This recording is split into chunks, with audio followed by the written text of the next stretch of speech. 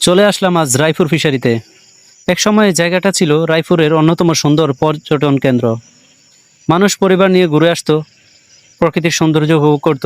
কিন্তু দুঃখের বিষয় হলো কিছু অসাধু আর দুষ্কৃতিকারীদের অবৈধ কর্মকাণ্ডের কারণে আজ এই সুন্দর জায়গাটা বন্ধ হয়ে গেছে। যে জায়গায় হাসি আনন্দ থাকার কথা ছিল, আজ সেখানে নীরবতা।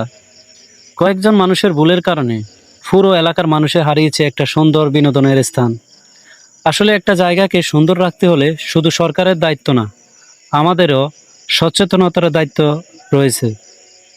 আমরা যদি নিজেদের জায়গাকে সম্মান না করি তাহলে একসময় এভাবেই একের পর এক সৌন্দর্য হারিয়ে যাবে। এই যে জায়গাটা দেখতেছেন, একসময় রায়পুর মানুষের কাছে এটা শুধু একটা ফিশারি ছিল না, একটা সুন্দর ঘোরার জায়গা ছিল। অনেকে এটাকে বরপুর পুকুর নামক স্থানে নামে চিনে।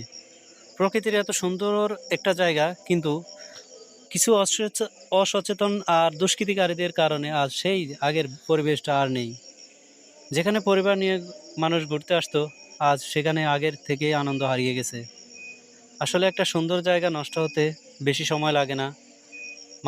কয়েকজন খারাপ মানুষ মিলে আসলে এই জায়গাটা নষ্ট করতে পারে। আমরা যদি নিজের এলাকার সৌন্দর্য নিজেরাই রক্ষা না করি তাহলে ভবিষ্যতে এমন জায়গা আরও শুধু স্মৃতি হয়ে থাকবে।